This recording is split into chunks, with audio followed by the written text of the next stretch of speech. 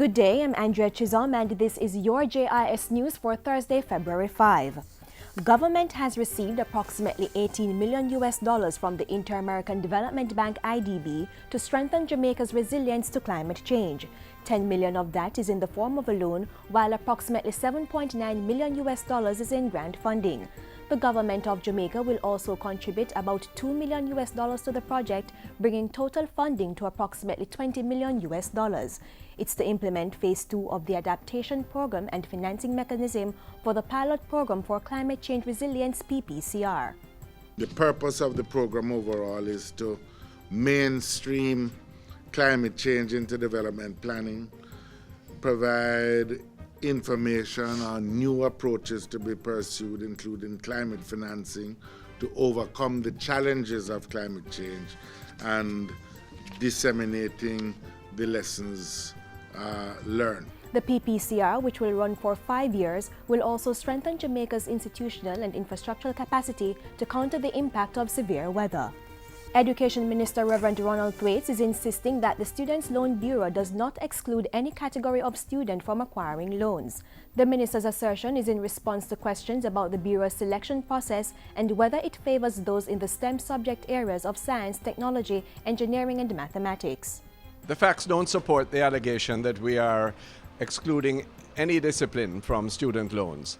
The truth is that last year, 50% of all student loans were given to students in business studies, social sciences, and education.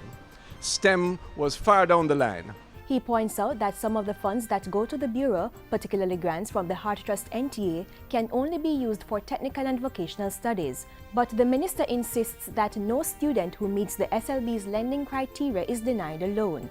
In fact, he says the SLB approved 90% of its loan applications for the current academic year.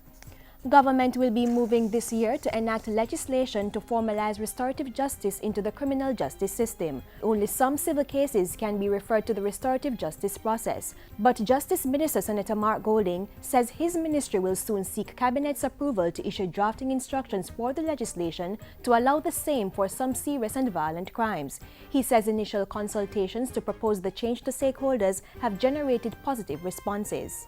Our sensitization sessions with the Department of Corrections via 17 workshops involving some 387 persons have resulted in 19 inmates making requests to make amends with their victims from their crimes and allowing for practical application of restorative justice through the penal system as well.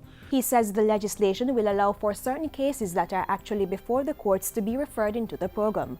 Further training will be provided for magistrates and judges to support the move. Meanwhile, 2 additional restorative justice centers will be established soon as government expands the non-adversarial approach to justice delivery. One in West Kingston and the other in Mountain View. The Justice Minister says cases from those communities are already being referred to other restorative justice centers for resolution. With their addition, there will be 11 restorative justice centers available across the island. The Ministry of Youth and Culture has made strides in its restructuring efforts with the establishment of the Children's Affairs Division and the building out of the Youth and Adolescents Division. Minister Lisa Hanna says these divisions will allow the ministry to serve children and young people with greater efficiency. The major functions of the Youth and Adolescents Division will include ongoing youth development and strategy, program development, leadership or coordination of local and international programs, and collaboration with sector partners to implement the National Youth Policy. The new Children's Affairs Division is now responsible for providing technical support in the development of policies, legislative framework, and programs geared towards the care, protection, and general welfare of Jamaican children 0 to 18 years old. The division will also oversee the activities of the Child Development Agency and the Office of the Children's Registry.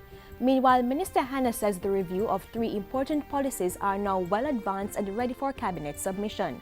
They are the Child Care and Protection Act, the Adoption of Children Act, and the National Youth Policy.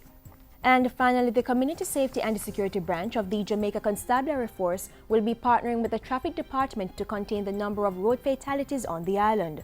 Head of the branch, ACP Gary Welch, made the disclosure at a recent JIS think tank. Working with the Traffic Department, we intend to make announcements on hot spots where we have accidents and to offer tips to motorists so that they can traverse our roads safely. As at February 4, 26 persons have lost their lives on the nation's roads. And that's it for JIS News today. I'm Andrea Chisholm. Thank you for watching.